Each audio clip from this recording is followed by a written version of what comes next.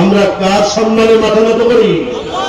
বন্ধুগণ, মুমিনের বৈশিষ্ট্য হচ্ছে আল্লাহ রাব্বুল আলামিন বলেন মুমিনরা আল্লাযীনা ইউকিমুনাস সালাতা ওয়া মিম্মা রাযাকনাহুম ইউনফিকুন। মুমিন হচ্ছে তারা যারা ঠিকঠাক মতো নামাজ আদায় করে।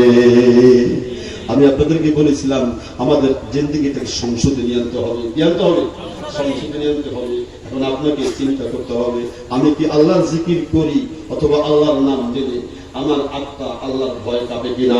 যদি দেখেন আপনার আত্মা কাঁপে না, পাথরের মতো শক্ত হয়ে যায়, আল্লাহর প্রতি মহব্বত বাড়ে না, রাসূলের প্রতি মহব্বত বাড়ে না, দ্বীনের প্রতি মহব্বত বাড়ে না, কোরআনের প্রতি মহব্বত বাড়ে না, আপনার শরীরের ভিতরে পজিটিভ কোনো হিট পড়ে না, তাহলে মনে করতে হবে আপনার জিকির মালিকের কাছে এখনো পৌঁছায় না। নাম্বার 2, কোরআনের আয়াত তেলাওয়াত করার পরে, কোরআন শরীফ তেলাওয়াত করার পরে মহব্বতে আপনার চোখে পানি ছলছল করে না, মহব্বতে আপনার ঈমান বাড়ে না। আপনি যেমন আছেন তেমনই আছেন। মনে রাখতে হবে আপনার গুনার পরিমাণটা এত বেশি হয়ে গেছে, এখনো পর্যন্ত পানি ঢালার পরেও মাটিটা গলে না। এজন্য আপনাকে তওবা করে নিয়ে মালিকের দরবারে তওবা করে আপনার দিলটাকে ঠিক করে নিতে হবে।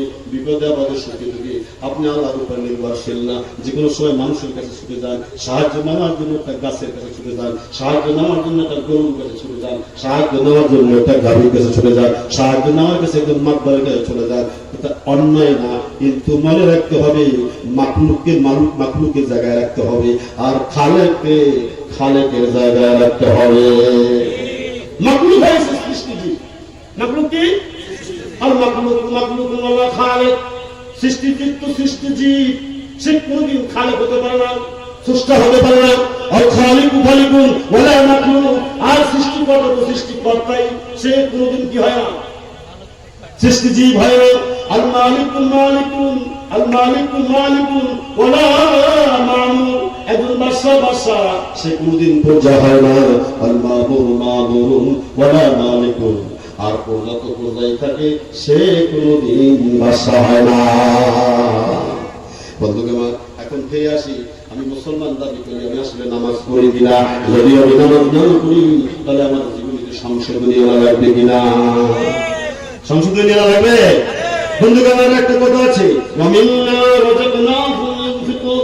আল্লাহ বলেন আমার দেওয়া রিজিক, আমার দেওয়া টাকা, আমার দেওয়া পয়সা, আমার দেওয়া জায়গা, আমার দেওয়া জমি থেকে আমি আল্লাহর পথে তারা খরচ করবে। দান করি, আমরা বলি না আমি 1 লক্ষ টাকা দান করেছি। নো, টাকার মালিক আমি না। টাকার মালিক কিনা? বাংলাদেশের টাকায় স্পষ্ট লেখা আছে চাহিদার মাত্র 72 দিতে দাম থাকবে। এটার মিনিং 2টা। এটার মিনিং কি? 2টা। এক নম্বর হচ্ছে এই টাকা দিয়ে যদি আমি কোনো টাকার বদল চাই তাহলেও সে টাকার বদল করতে বাধ্য। এই টাকা দিয়ে যদি কোনো আমি কিছু সামগ্রী চাই তাও সে দেওয়া দিতে বাধ্য।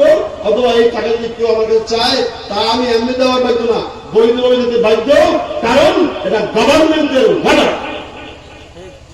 এটা হলো হালাল। এটা কি?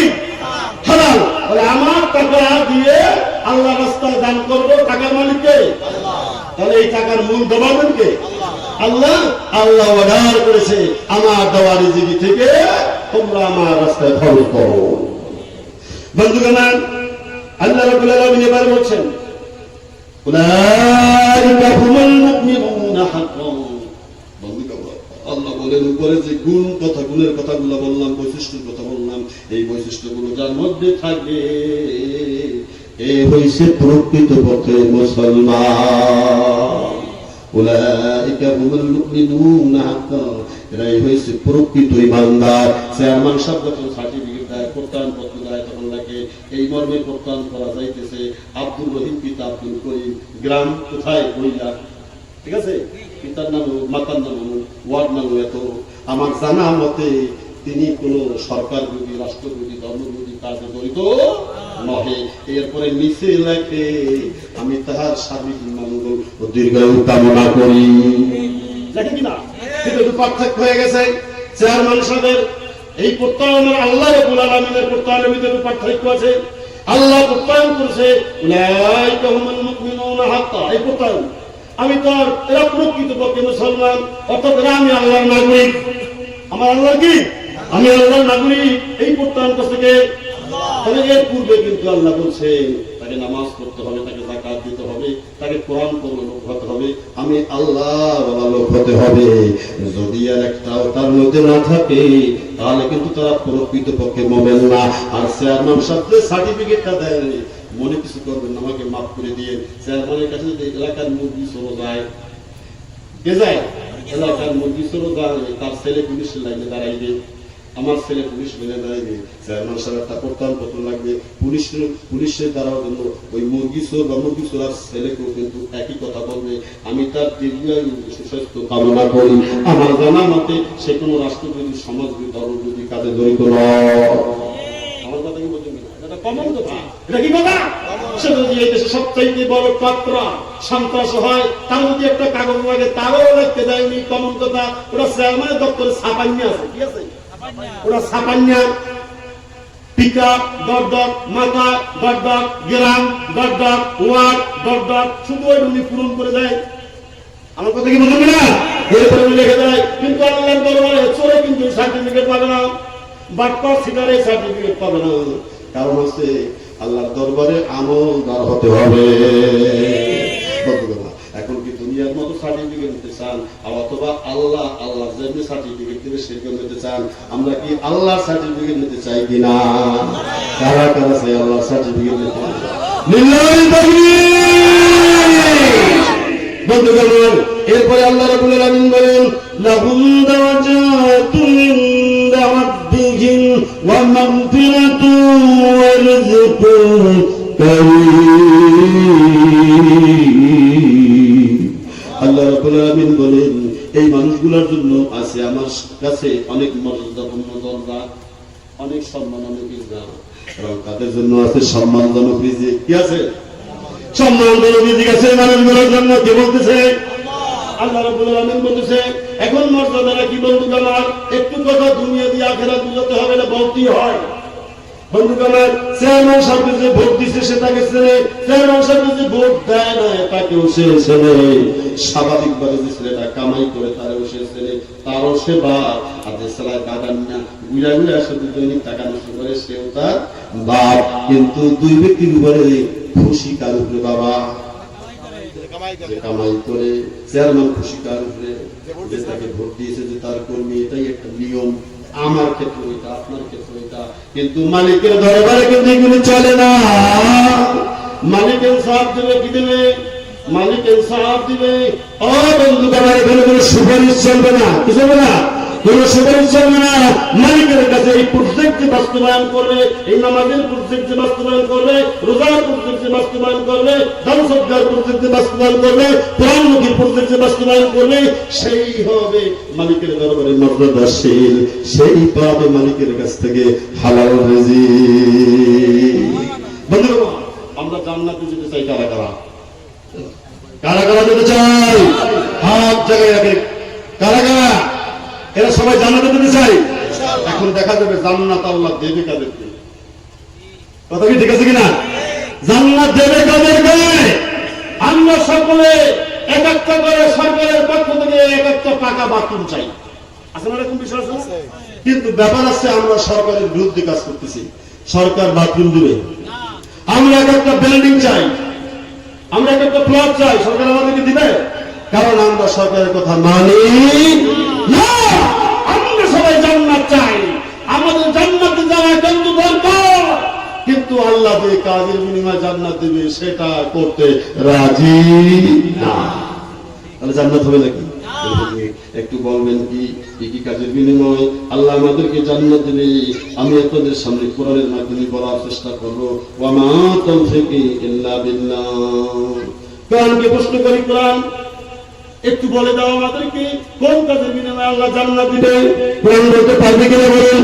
কোরআনকে মুসলমান কোরআন এই পৃথিবীতে ইহুদি আছে, নাসারা আছে, খ্রিস্টান আছে, বেঈমান আছে, মুশরিক আছে, ঋষি আছে, চামার আছে, হাজি আছে, গাজী আছে, মুফতি আছে, ভালো আছে, বন্ধু আছে, সাদা চামড়ার লোক আছে, কালা চামড়ার লোক আছে, লোকের শেষ নাই, কালারের শেষ নাই। তুমি একটু বলে দাও মালিকের কাছে কোন মানুষটা বেশি ভালো?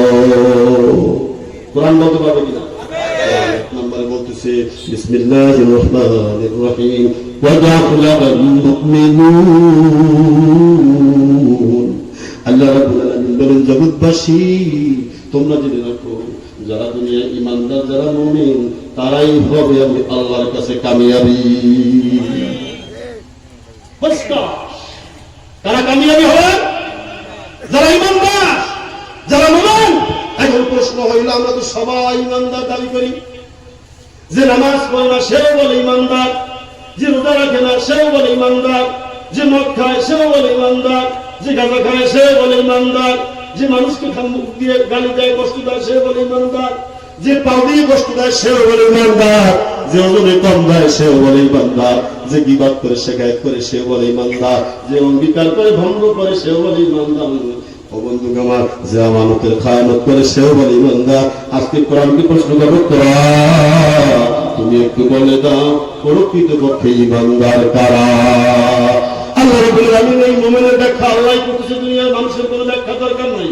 আল্লাহ বলছেন, আল্লাযীনা হুম ফি সালাতিহিম খাশিউন। আল্লাহ রাব্বুল আলামিন ফরমান, মুমিন হইছে তারা যারা বিনয়ের সাথে আদবের সাথে নামাজ পড়ে। আমরা যখন মসজিদের ভিতরে যাই, আমরা মসজিদের ভিতরে গিয়ে সুটসাট করি, মসজিদের ভিতরে বারবার ঘড়ির দিকে তাকাই, ইমাম সাহেব এখনো দাঁড়ায় না কেন? লম্বা সূরা নিলে মেজাজ গরম হয়ে যায়, লম্বা বয়ান নিলে মেজাজ গরম হয়ে যায়। ইমাম সাহেব ভালো বয়ান করলে তার কথা ভালো লাগে না। আমরা কিন্তু নামাজের মধ্যে গাফেল। লাগান নাকি আমার কথা? বন্ধু আমার, এখন খুশি খুশির সাথে নামাজ পড়তে হবে, বিনয়ের সাথে নামাজ পড়তে হবে। কেমন বিনয়ের সাথে নামাজ পড়তে হবে? হাদিস শরীফের ভিতরে তুমি নামাজ পড়ো, তুমি এমন ভাবে নামাজ পড়ো মনে হয় যেন তুমি আল্লাহকে দেখতে পাও। পাইলাম তখন তোরা, যদি তুমি তাকে দেখতে না পাও, তোমার ধারণা নিতে হবে আল্লাহ রাব্বুল আলামিন তোমাকে দেখতে পায়। বন্ধু আমার, আমরা আল্লাহকে দেখতে না পাইলেও সেই চক্ষু আমাদের নাই, সেই জ্ঞান আমাদের নাই, সেই আমল আমাদের নাই, কিন্তু আল্লাহ রাব্বুল আলামিন সবাইকে দেখতে পায় কিনা? ও বন্ধু আমার, তাহলে খুশি খুশির সাথে নামাজ পড়তে রাজি আছি? সবাই রাজি আছে কিনা? আগামী দিন থেকে কারা কারা নামাজ পড়তে রাজি আছি? জান্নাতে যাইতে হলে নামাজ লাগবে, নামাজ ছাড়া জান্নাতে যাওয়া যাবে না। বন্ধু আমার, নৌকা চলে দুইটা জিনিসে, এক নম্বরে ইঞ্জিল দিয়া, দুই নম্বরে বৈঠা দিয়া। এক নম্বরে ইঞ্জিল দিয়া, দুই নম্বরে বৈঠা দিয়া। ইঞ্জিল দিয়া যখন ইঞ্জিল নৌকায় বসানো হয়, তখন বন্ধু আমার ইঞ্জিল যখন স্টার্ট করা হয়, নৌকাটা চলতে থাকে কিনা? দুই নম্বরে বৈঠা দিয়ে নৌকা চালান যায়, কিন্তু নৌকায় বৈঠাও নাই, ইঞ্জিনও নাই। নৌকা যত সুন্দরই হোক না কেন, নৌকার মাঝিও যত সুন্দর হোক না কেন, নৌকা কিন্তু পানির উপরে ভাসবে বা ঘুরবে, অথবা গন্তব্যের পরিবর্তে উল্টা দেশে নৌকা বাতাসে পানি জমাবে। বন্ধু আমার কথা রাগ করবেন না। জান্নাতে যাইতে হইলে এই মানব দেহের তরিকার ভিতরে খাঁটি নামাজ লাগবে। এই নামাজ হইছে জান্নাতে যাওয়ার ইঞ্জিন। আমার কথা কি বুঝুন কিনা? বুঝুন কিনা? বন্ধু দুই নম্বরে আল্লাহ রাব্বুল আলামিন এই কালামের ভিতরে বলেন আরেকটা বৈশিষ্ট্য হচ্ছে, ওয়াল্লাযীনা হুম আনিল লাগwi মুরিদুন। মুমিন বান্দা জান্নাতে যাওয়ার জন্য আরেকটা তার গুণ, আরেকটা তার বৈশিষ্ট্য হচ্ছে, সে কখনো বেহুদার কথা বলে না। চার দোকানে বসে গীবাত করে না, শেখায়ত করে না, কাউকে ছোট তুচ্ছতা তুল্য করার জন্য জবান দিয়ে কোনো বেহুদা কথা বলে না। বন্ধু আমার, বলুন তো আমরা সবচেয়ে বেশি পছন্দ করি কি? এই সমাজের নয়, সারা বিশ্বের মানুষ এখন বাক শক্তি স্বাধীন হওয়ার কারণে বেশি বেশি করে আমরা অহরহ যে গুণাটা করি, সেটা হইছে গীবাতের গুনাহ। চার দোকানে বসে 10 টাকা বিল করে চা খাইয়া আসার সময় 10 কোটি টাকার গীবাতের গুনাহ নিয়ে বাড়িতে আসে। কার ছেলে কি করছে, কার মেয়ে কি করছে, কার জামাই কোন মেয়ে হয়ে বাড়ি হয়ে গেছে, কার ছেলে কোন ফল হয়ে, কার মেয়ে কোন মেয়ে হয়ে গেছে, ইত্যাদি ইত্যাদি ইত্যাদি ইত্যাদি ইত্যাদি ইত্যাদি। কথা বলেন না? এটা মুমিন বান্দার বৈশিষ্ট্য হতে পারে না। বেহুদা কথা মুমিন বান্দা বলে না। গীবাতের গুনাহের উপরে আল্লাহ রাব্বুল আলামিন সূরা হুজরাতের ভিতরে বলেছেন, আইয়ুহিব্বু আন ইয়াকুনা লাহমা আখিহি মাইতা। এই দুনিয়ার মানুষ তোমরা জানো, যারা গীবাত করে তারা কি তার মারা ভাইয়ের গোশত খাওয়াকে পছন্দ করে? ফাকারিহতুমুহু। আল্লাহ রাব্বুল আলামিন বলেন তারা তো আসলে মরা ভাইয়ের গোশত খাওয়া পছন্দ করে না, অর্থাৎ যে ব্যক্তি গীবাত করে তার আমলনামায় মরা মানুষের গোশত খাওয়ার গুনাহ লেখা হয়। বন্ধুগণ, হাদিস শরীফের ভিতরে আছে আল গীবাতু আশাদ্দু মিনাল কত, গীবাত হত্যা চেয়ে জঘন্য। আর এক হাদিসের ভিতরে আছে আল গীবাতু আশাদ্দু মিনাজ জিনা, গীবাত ব্যভিচারী চাইতে খারাপ। আমি বলছিলাম জন্ম নিবন্ধনের মতো আমাদের জীবনের সংশোধনী আনতে হবে। এগুলি সংশোধনের অপশন। এই কাগজপত্রগুলো গুছিয়ে কবর দিতে হবে। আমার কথা কি বুঝতে পারছেন কিনা? ক্লিক দেন, ক্লিক দিয়ে অপশন করে ন্যায় কামড়ে কি কি অপশন গুলো আছে। জেলায় ক্লিক দিলে জেলার সারা বাংলাদেশের জেলাগুলো বাইরে, উপজেলায় ক্লিক দিলে সারা বাংলাদেশের উপজেলা বাইরে, এক জেলার ভিতরে ঢুকা ইউনিয়নের ক্লিক দিলে ইউনিয়ন গুলো বাইরে যায়, ইউনিয়নের মধ্যে ঢুকা ওয়ার্ড গুলো ক্লিক দিলে সকল ওয়ার্ড গুলো বের হয়ে যায়। ন্যায় কামড়ের মধ্যে ঢোকেন, দুইটা ক্লিক দেন, দেখেন ন্যায় কামড় করার মতো কোন কোন অপশন আছে, অথবা সেই অপশন টিক দিয়ে দিয়া আপনার আমলটাকে হালনাগা করতে হবে। যেহেতু আধুনিক যুগ, ইন্টারনেটের যুগ, সফটওয়্যার যুগ, অতএব এটা দিয়ে একটু কথা বলতে হবে, বুঝানো। আমার কথা কি বুঝেন তো সবাই? পরিষ্কার বোঝা যায় কিনা বন্ধুগণ? এরপরে আল্লাহ রাব্বুল আলামিন বলেন ওয়াল্লাযীনা হুম লিয-যাকাতি ফাইলুন। আল্লাহ রাব্বুল আলামিন বলেন আমি আল্লাহ রাব্বুল আলামিন যাদেরকে যাকাত দেওয়ার মতো উপযুক্ত সম্পদ দিয়েছি, এই সম্পদের পরিমাণ যদি 7.5 তোলা স্বর্ণ, 52 তোলা রূপা অথবা তার সমপরিমাণ মূল্য পূর্ণি 1 বছর পর্যন্ত দায় দেনা মুক্ত অবস্থায় কারো কাছে থাকে, তার উপরে শতকরা 2.5 টাকা হিসাবে যাকাত দেওয়া ওয়াজিব। তাহলে মোমেন বান্দা কি করবে? যাকাত ফরজ হলে যাকাত দিয়ে দিবে। এরপরে আল্লাহ রাব্বুল আলামিন বলেন ওয়াল্লাযীনা হুম লিফুরুজিহিম হাফিজুন। আল্লাহ রাব্বুল আলামিন বলতেছে মুমিন বান্দার একটা বৈশিষ্ট্য হচ্ছে সে তার লজ্জাস্থানের হেফাজত করে। আল্লাহ লজ্জাস্থানের হেফাজতের ব্যাখ্যা হয়েছে সে কখনো জিনার কাজ করে না, ব্যভিচারীর কাজ করে না, এখনো গুনাহ এখনো জঘন্য কাজ করে না, অর্থাৎ তার জীবনের জগৎকে পবিত্র রক্ষা করে। পবিত্রতা রক্ষা না করিয়া আপনি যদি আল্লাহ জান্নাতে যাইতে চান, ওই জায়গায় যাওয়া যাবে না। কারণ হচ্ছে এটাই হচ্ছে আপনার জীবনের ব্যর্থতা। কথা কি বোঝা যায়? বলে হুজুর একটু জেনাটা একটু ভালো করে বুঝান। জেনাটা একটু ভালো করে বুঝতে হবে। আল্লাহ রাসূল হাদিসের ভিতরে বলছে জেনা 6 প্রকার, ব্যভিচার কয় প্রকার? ব্যভিচার 6 প্রকার। মুখস্থ করে নিন, সুন্দর কত বুঝে যাবেন। ছেলে কি বুঝাবেন, বড় বস্তা মেয়ে কি বুঝাবেন, পুত্রবধূ কি বুঝাবেন, জামাই কি বুঝাবেন, নিজে বুঝবেন। যদি নিজের পরিবারটা বুঝানো যায়, আশা করা যায় আপনার পরিবারের ভিতরে জেনা হবে না। 1 নম্বরে আয-যিনা বিল আইনে, চোখ দিয়ে জেনা। 2 নম্বরে আয-যিনা বিল কলবে, অন্তর দিয়ে জেনা। 3 নম্বরে আয-যিনা বিল লিসান, মুখ দিয়ে বা ভাষা দিয়ে জেনা। 4 নম্বরে আয-যিনা বিল রিজক, পাও দিয়ে জেনা। 5 নম্বরে আয-যিনা বিল ইয়াদ, হাত দিয়ে জেনা। 6 নম্বরে আয-যিনা বিল যাকাত, লিঙ্গ দিয়ে জেনা। এই জেনাটাকেই আমরা জেনা বলি। কিন্তু এই বড় জেনাটা, ব্যভিচারটা, যৌবিক চাহিদাটা পূর্ণ হওয়ার আগে আরো 5টা জেনার কাজ হয়। এই 5টার তালিকা শক্তি হয়েছে একটা আউয়াল, প্রথমটা আয-যিনা বিন নাজ, চোখের জেনা। একটা নারী এখান থেকে হেঁটে যায়, আমি হুজুর, আমি আলেম, নারীটাকে দেখলাম পরিষ্কার, আবার কারে দিয়ে উদাহরণ দেবো, সে আবার মনে মনে কইবে এই আব্দুল রহিমের কথা বলছে, আমি তো আব্দুল রহিম, হুজুর আমার কথা বলবে, এজন্য আমার কথা বললাম। আমার কথা কি বুঝতে পারছেন কিনা? এই আমি বসা, এখান থেকে একটা নারী পাতলা কাপড় চুপুর করে আশ্বাদ দেহ নিয়ে এখান থেকে চলে যাচ্ছে। আমি তার দিকে তাকাইলাম, দৃষ্টি আমার তার দিকে পড়ছে। পড়ার সাথে সাথে আমি একটা মানুষ, আমি একটা জোয়ান মানুষ, আমি একটা সুস্থ মানুষ, আমার শরীরের ভিতরে সমস্ত চাহিদা মোহ সব আছে। দেখার সাথে সাথে কোন জায়গায় হিট করে বলুন? মনের ভিতরে হিট করে, মনের ভিতরে হিট করে। প্রথম জেনাটা হইল কি দিয়া? চোখ দিয়া। চোখ দিয়ে যদি আমি না দেখতাম তাহলে আমার মনের ভিতরে হিট করতো না। এই মনের ভিতরে হিট করলো, মনের ভিতরে আহা, এই নারীদের সাথে আমি কথা বলতে পারতাম, এই নারীর সাথে যদি আমি একটু মিলতে পারতাম, এই নারীকে যদি একটু উপভোগ করতে পারতাম, এটা হচ্ছে শয়তান আমাকে পরামর্শ দেয়, শয়তান আমাকে ওয়াসওয়াসা দেয়। তেমনি একজন পুরুষ যেমনি হয়, নারীও সেরকম হয়। একটা বেগানা পুরুষ যদি এখানে আশ্বাদ সুন্দর দেহ ভিতরে একটা পুরুষ রাস্তা দিয়ে হেঁটে যায়, তেমনি সমমানের একটা ধোঁকা একটা নারীকেও দেয়। সে যে একজন স্ত্রী স্বামী পাইছে, স্বামীটা হাবা গোবা, স্বামীটা দেখতে ভালো দেখায় না, স্বামীটার কথাবার্তা ভালো না, চেহারা সুরত ভালো না, চাকমাইয়া চাকমাইয়া ভাব, নাহা নাহা ভাব।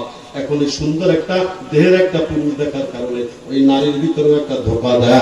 হায় হায় হায়, আমি যদি এই পুরুষটাকে ভোগ করতে পারতাম।